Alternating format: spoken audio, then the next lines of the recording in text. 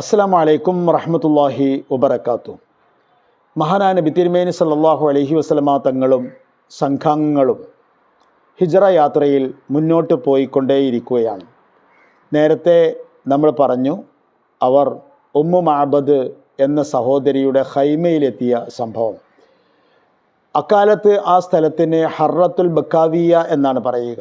ഇപ്പോൾ ഹർറത്തുൽ ഖുലൈസ എന്നാണ് പറയുന്നത്. അതായത് സാധാരണ മക്കയിൽ നിന്ന് മദീനയിലേക്ക് യാംബൂർ റോട്ടിലൂടെ പോകുമ്പോൾ, ഹിജ്റ റോട്ടിലൂടെ പോകുമ്പോൾ ഖുലൈസ് എന്ന ഒരു ചെറിയ നഗരം നമുക്ക് കാണാൻ കഴിയും. അവിടെ വെച്ചാണ് ഉമ്മു മഅബദുൽ ഖുസായിയയെ മഹാനായ റസൂലുള്ളാഹി സ്വല്ലല്ലാഹു അലൈഹി വസല്ലമ തങ്ങളും സംഘങ്ങളും കണ്ടുമുട്ടിയത് എന്നാണ്. അത് ഹിജ്റ യാത്രയുടെ രണ്ടാമത്തെ ദിവസമായിരുന്നു എന്നാണ് ചരിത്രങ്ങൾ പറയുന്നത്. പിന്നെ അവിടെ നിന്ന്, അതായത് ഹർറത്തുൽ ഖുലൈസയിൽ നിന്ന് അവർ നേരെ വാദി ഖുദൈദിലേക്ക് പ്രവേശിച്ചു. അവിടെ നിന്ന് പിന്നെ ഹർറത്തുൽ മുശല്ലലിലേക്ക് പ്രവേശിച്ചു. അവിടെ നിന്നാണ് അവർ ജുഹ്ഫയിലേക്ക് പ്രവേശിച്ചത്. ജുഹ്ഫ നമുക്കറിയാം, ഹജ്ജിൻ്റെ മീഖാത്തുകളിൽ ഒന്നാണ് ജുഹ്ഫ. അവിടെ വെച്ചപ്പോൾ അവിടെ എത്തുമ്പോഴേക്കും, അതായത് 2 ദിവസമായി അവർ നടന്നുകൊണ്ടേയിരിക്കുകയാണ്. അത്രയും സ്ഥലം, അത്രയും ദൂരം അവർ പരിശുദ്ധ മക്കയിൽ നിന്ന് അകന്നു കഴിഞ്ഞു. പരിശുദ്ധ മക്ക അവരുടെ ജന്മനാടാണ്. ഏതൊരു മനുഷ്യൻ്റെയും മനസ്സിൻ്റെ ഉള്ളിൽ ഉറങ്ങിക്കിടക്കുന്ന ഒരു മനോഹരമായ വിചാരമായിരിക്കും സ്വന്തം നാട് എന്ന് പറയുന്നത്. എത്ര ചെറുതാണെങ്കിലും എത്ര അപരിഷ്കൃതമാണെങ്കിലും സ്വന്തം നാട്ടിലേക്ക് തിരിച്ചെത്തുക എന്നത് ഏതൊരു മനുഷ്യൻ്റെയും ഏറ്റവും വലിയ താല്പര്യമാണ്, ത്വരയാണ്.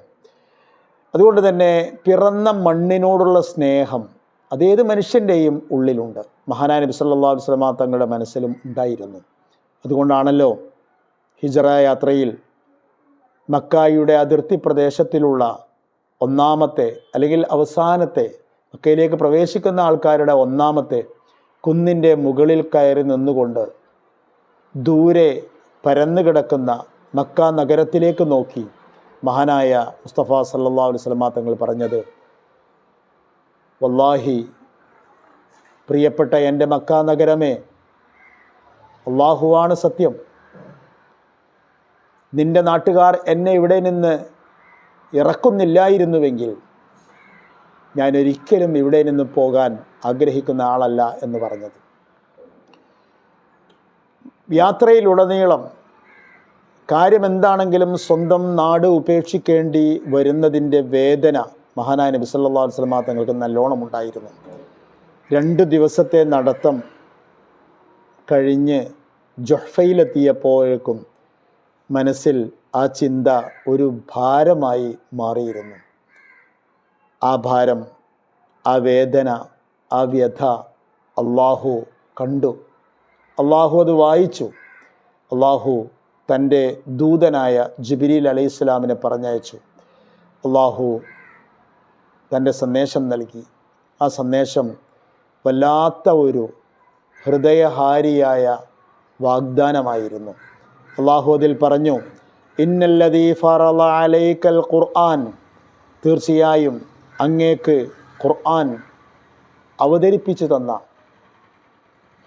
അള്ളാഹു ലറാദ്ദുക ഇലാ മആദ്, നിങ്ങളെ തിരിച്ചിവിടെ എത്തിക്കുക തന്നെ ചെയ്യുമെന്ന്.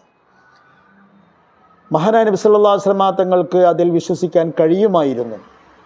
കാരണം അള്ളാഹുവിലുള്ള അത്രയും അചഞ്ചലമായ വിശ്വാസമാണ് നബിക്കുണ്ടായിരുന്നത്. നാം നേരത്തെ പറഞ്ഞു, പ്രത്യേകിച്ചും ജീവിതത്തിൻ്റെ ഇതുവരെയുണ്ടായ അനുഭവങ്ങളെല്ലാം ചേർത്ത് വെച്ച് നോക്കുമ്പോൾ അള്ളാഹുവിൻ്റെ വാഗ്ദാനം എന്തുകൊണ്ടും നടക്കും, അന്ന് ഞാനും തൻ്റെ അനുയായികളും അതിൽ സന്തോഷിക്കുകയും അഭിമാനിക്കുകയും ചെയ്യും എന്ന് മഹാനായ നബി സല്ലല്ലാഹു അലൈഹി വസല്ലമ തങ്ങൾ മനസ്സിലാക്കുന്നുണ്ടായിരുന്നു. പിന്നെയും അവർ നടന്നു. ഹിജ്റ യാത്ര ഉണ്ടായ ആ റൂട്ടിലെ ഓരോ സ്ഥലങ്ങളും പഴയ ചരിത്രവും പുതിയ ചരിത്രവും അടയാളപ്പെടുത്തിയിട്ടുണ്ട്. ആ പ്രദേശങ്ങൾ, ആ താഴ്വരകൾ, അതെല്ലാം നമുക്ക് അത്ര തന്നെ പരിചിതമല്ലാത്തത് കൊണ്ട് നാം ഈ യാത്രയിൽ ഒരൽപ്പം വേഗത്തിൽ പോവുകയാണ്. അങ്ങനെ അവർ നടന്ന് 6-ാമത്തെ ദിവസം അന്നവർ ജസ്ദാസ എന്ന് പറഞ്ഞ സ്ഥലത്തെത്തി. ജസ്ദാസ എന്ന് പറയുന്ന ഒരു സ്ഥലത്തെത്തി.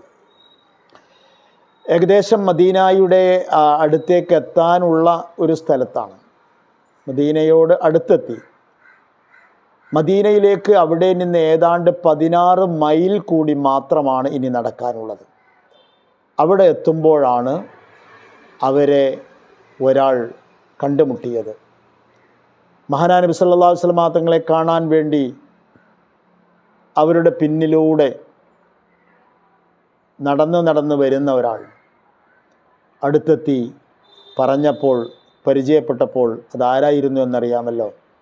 അത് മറ്റാരുമായിരുന്നില്ല, ഉമ്മു മഅബദിൻ്റെ ഭർത്താവായിരുന്നു.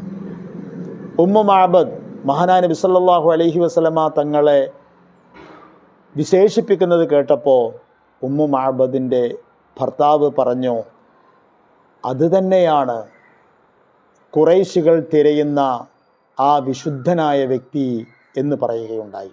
അതിലേക്ക് ഈ വിശേഷണം കൂടി ചേർന്നപ്പോൾ അബൂ മഅബദിന് ആഗ്രഹമായി, ഇപ്പോൾ തന്നെ പുറപ്പെടണം, അദ്ദേഹത്തിൻ്റെ അടുത്തെത്തണം, ആ കരങ്ങളിൽ വീഴണം, സത്യസാക്ഷ്യം ചെയ്യണം.